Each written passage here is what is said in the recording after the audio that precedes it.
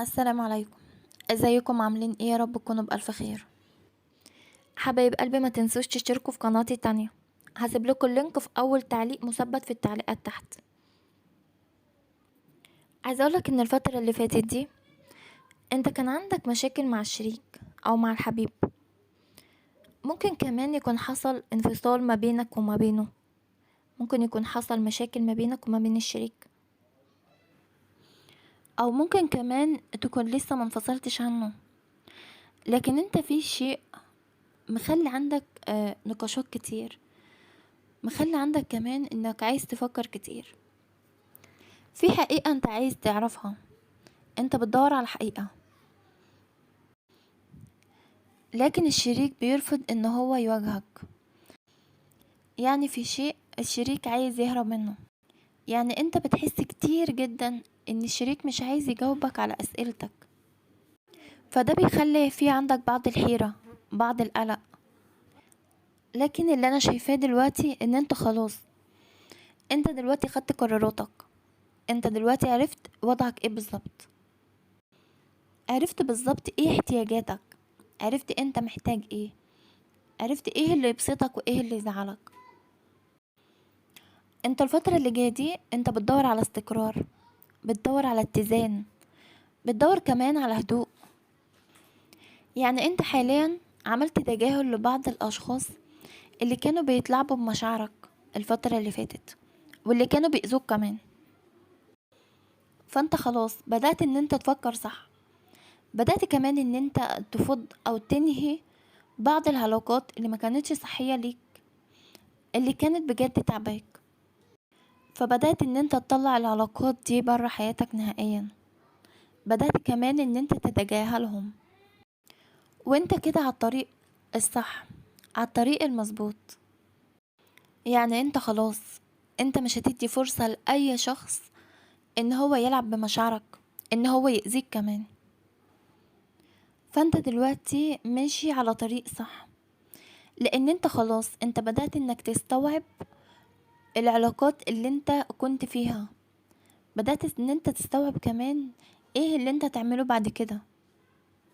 وده كمان للبعض منكم، لكن البعض الآخر هو عايز يبص على حاجات تانية كتيرة جدا، وفي نفس الوقت انت عايز تخش في علاقة جديدة.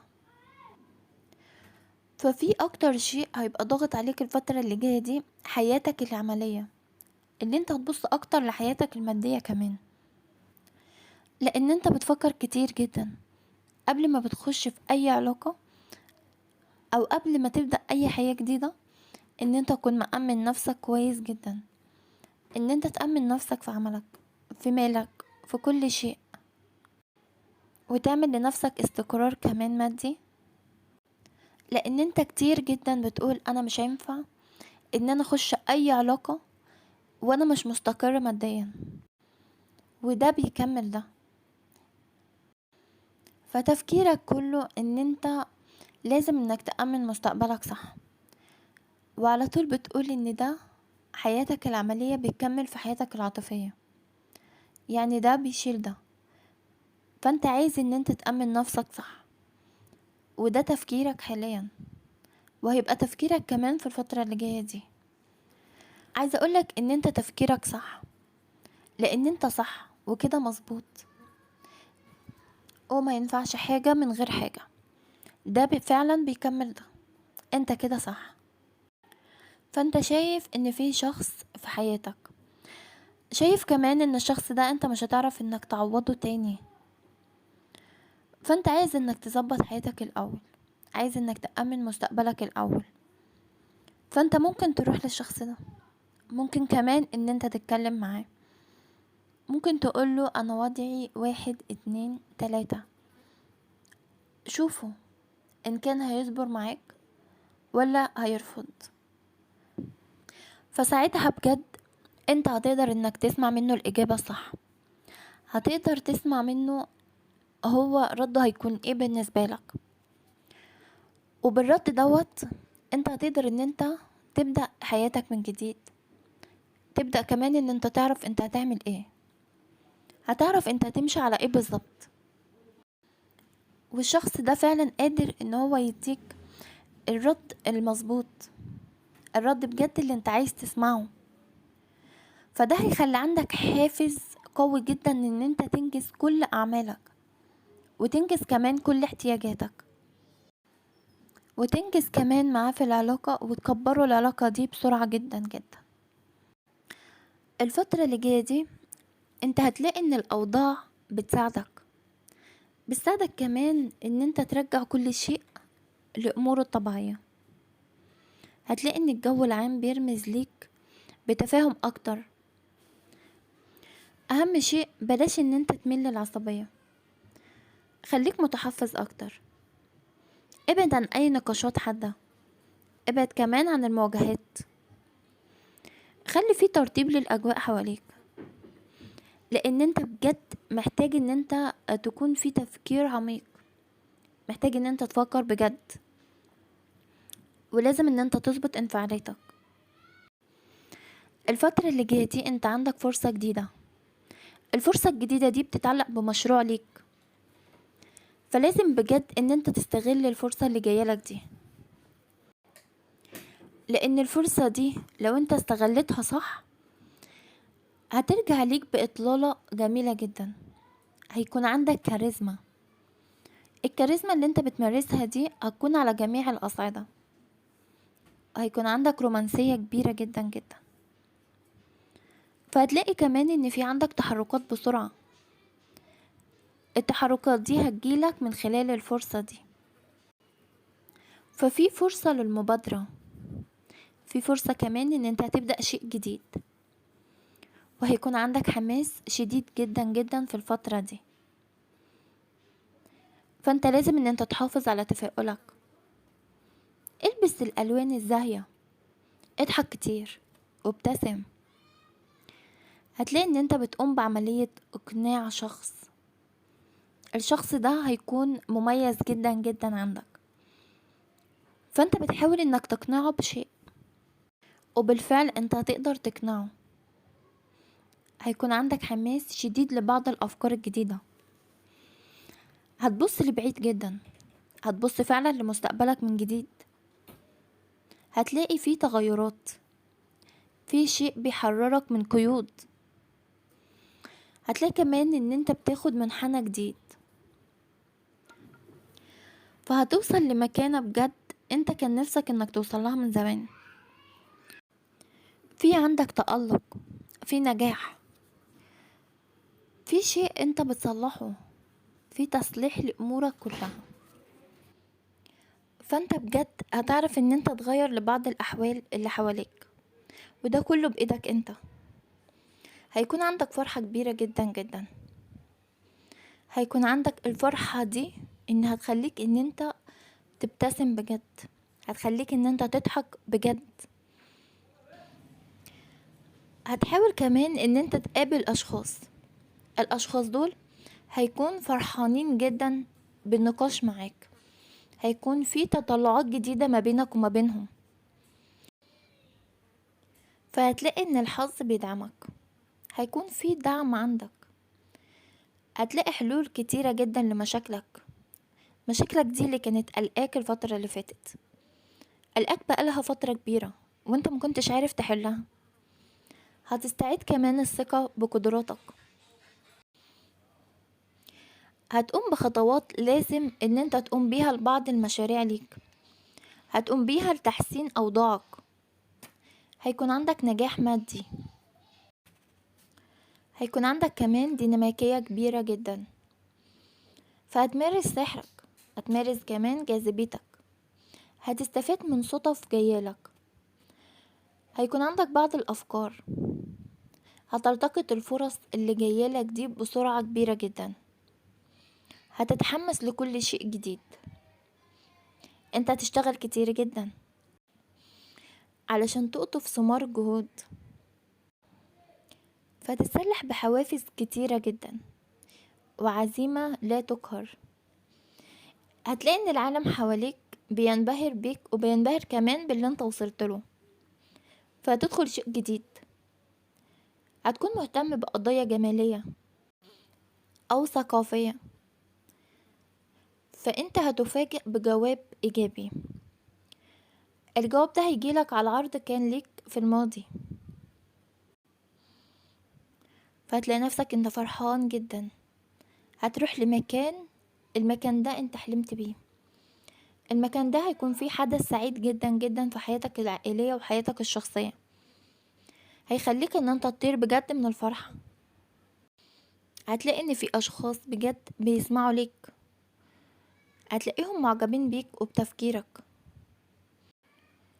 فهينظروا ليك بنظرة اعجاب. فده هيقوم بدور كبير جدا ليك، بدور فعال. هتلاقي ان الاحداث والتطورات بتنسجم معاك، واختياراتك كمان هتعزز قدراتك، فهتتمتع بكاريزما كبيرة جدا في حياتك الشخصية. هتتاح ليك فرصة للقاء كتير جدا من الاشخاص. شايفة ان الشريك بيلومك على غياب، او انت منشغل عنه شوية، فعايزة اقولك ان انت هتقدر تصلح كل الاوضاع دي، لان انت عندك لقاءات شخصية مميزة جدا جدا. وده بيتحدث عن معالجة المشاكل اللي كانت عندك في الماضي، او معالجة اي شيء كان في السابق. في عندك مصالحة كمان، في عندك تطور قصة حب، فهتلاقي ان اوقاتك مميزة جدا في العلاقة العاطفية، وده بيخلي عندك فرصة مهمة جدا جدا انت بتحضر ليها. وفي علاقة عاطفية مميزة جدا، او خبر يخص حياتك، في يخص شيء جديد. انت هيكون عندك شيء جديد، هيكون عندك كمان شخص مناسب جدا في الوقت المناسب، او ممكن يحصل كمان شيء يقربك من الحبيب اكتر، او يفتح قدامك طرق جديدة. فهتلاقي ان انت بتخيم بالرومانسية، يعني في عندك اجواء ايجابية كبيرة جدا جدا. الاجواء الايجابية دي بتخلي فيه ولادة قصة عاطفية، ودي بيكون ليها مدى للبعيد. ففي مؤشر جيد على حياتك الشخصية، في خبر جميل جدا جدا، او انسان مهم في حياتك. الانسان ده هيقدم لك مفاجأة حلوة، فانت هتقدر ان انت تجذب الاخرين ليك. هتقدر كمان ان انت تخطف الانظار، هتكون الاضواء مسلطة عليك، انت هتكون النجم في كل مكان. يعني الفترة اللي جاية دي بتباشر ليك باخبار سعيدة، اخبار رومانسية، في كمان زواج او خطوبة، في سفر، لكن في لقاء مهم جدا جدا ليك. اللقاء دوت هيبقى محفور في ذاكرتك، فهتقدر ان انت تصلح امورك للافضل بكتير عن الماضي.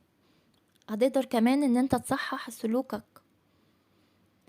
هيكون عندك ايجابية مع اشياء كتير جدا حواليك ومع اشخاص كمان، لكنك هتبعد عن اي مواجهة.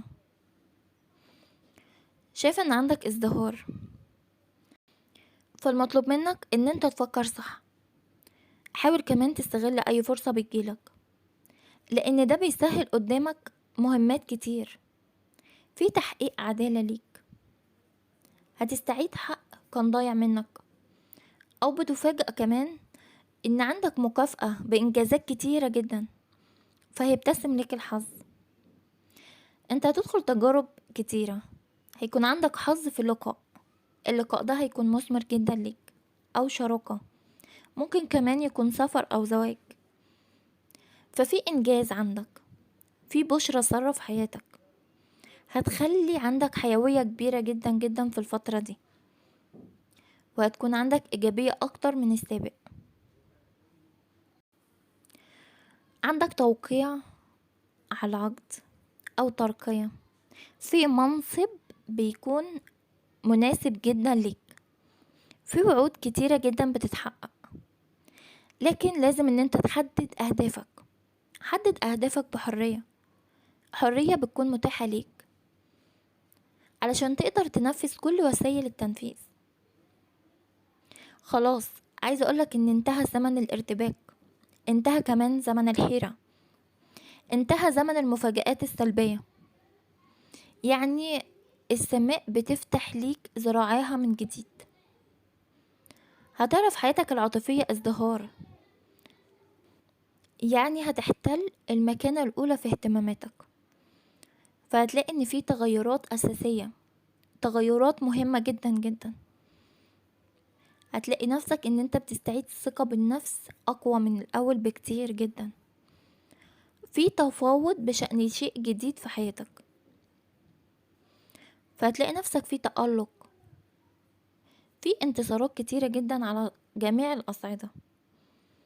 انتصار على الصعيد الشخصي والعاطفي، على الصعيد كمان الاجتماعي. فهتلاقي ان في اختبار لبعض علاقاتك، هتشوف العلاقة المتينة منها، وهتشوف كمان العلاقة السطحية وغير المناسبة ليك. فانت هتعرف الفرق بين ده وده. هتلاقي نفسك ان انت بتبعد عن العلاقة السطحية اللي هي مش مناسبة ليك خالص. ففي لقاء عاطفي مميز جدا ليك، وهتكون الفرص قريبة من محيطك. الفترة اللي فاتت دي كان عندك مشاكل كتيرة جدا مع الزوج او مع الشريك، لدرجة ان انتوا بقيتوا بتشعروا بعدم الامان. فهتلاقي ان انت بتوصل لمصالحة، في عندك مصالحة مع الشريك او مع الزوج الفترة اللي جاية دي ان شاء الله. انت داخل فترة بتخليك ان انت اقوى، بتحقق ليك بعض الامال، لان هي بجد فترة مناسبة جدا جدا ليك. فترة بتخليك تعيش تجربة خاصة. هتلاقي كمان ان امورك بتسير بشكل جيد جدا. هتهتم بشخص في مجال عملك بيلفت نظرك. هتلاقي كمان ان عندك قناعات كتير. هتهتم ببعض القضايا المهمة في حياتك، وعن علاقاتك الشخصية كمان، وعن التغيرات المحتملة. في احتفال بمشاركة الأصدقاء، في مناسبة عندك. فهتلاقي ان في حدث قوي جدا جدا لقرارات صائبة. في تحديات لكن في نجاح. انت هتقدر بجد ان انت تنشر افكارك. هتلاقي كمان ان في تحسن، في تحسن للتوجه للناس. الناس كمان هتأيدك، فهيسطع نجمك.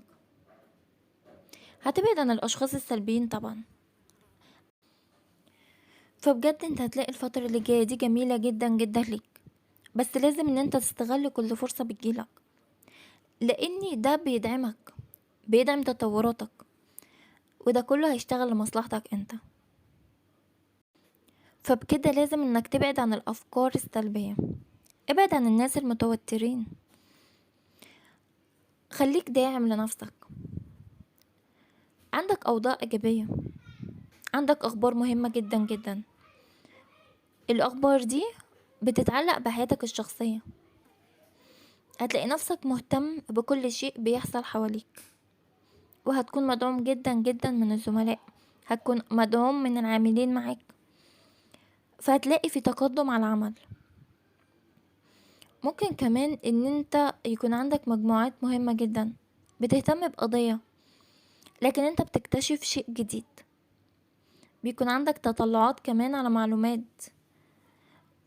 المعلومات دي انت عايز انك تصارح بيها شخص تاني، لكن انا مش عايزاك انك تاخد اي قرارات متسرعة. لو في اي قرار انت مستعجل فيه، انا بنصحك انك تأجله. فكر كويس، فكر في كل شيء انت هتقدمه بعد كده، لان ده هيرجع ليك انت. فبايدك ان انت ترجع القرار اللي انت بتاخده ده بشيء ايجابي ليك، يا اما ترجعه بشيء سلبي ليك. فلازم بجد ان انت تفكر في كل قرار او كل شيء انت هتاخده لمستقبلك. انت عندك معلومات، المعلومات دي في نقاش، في اسرار هتتكشف ليك. معلومات مهمة جدا جدا هتنكشف ليك في وقت قصير. فده ممكن يزعجك شوية، لكن مش عايزاك تفكر بطريقة سلبية. ابعد عن الشكوك. فانت لازم انك تفكر في مستقبلك اكتر. لازم يكون عندك تصحيح لبعض الاوضاع. عندك كمان حل لكل مشكلة كانت عندك في الماضي. انت هتقدر تحل كل حاجة كانت متعقدة عندك وبسرعة كبيرة جدا. هتلاقي ان في تطورات، هتلاقي حلول، هتفهم الأحداث اللي بتحصل حواليك. فده بجد بيعزز حدثك، بيخليك بجد ان انت يكون عندك اكثر قدرة على التواصل. هتلاقي كمان ان الضغوط بتخف من عليك، فبتعزز كمان طاقتك على التواصل، على الانفتاح. بيخلي حياتك الاجتماعية مصدر للفرح، مصدر للسعادة، مصدر كمان للتسلية. حبايب قلبي، انا بحبكم كتير جدا، وبتمنى لكم كل الخير والفرح والسعادة على قلوبكم يا رب. ما تنسوش تشتركوا في قناتي التانية، انا هسيب لكم اللينك في اول تعليق مثبت في التعليقات تحت.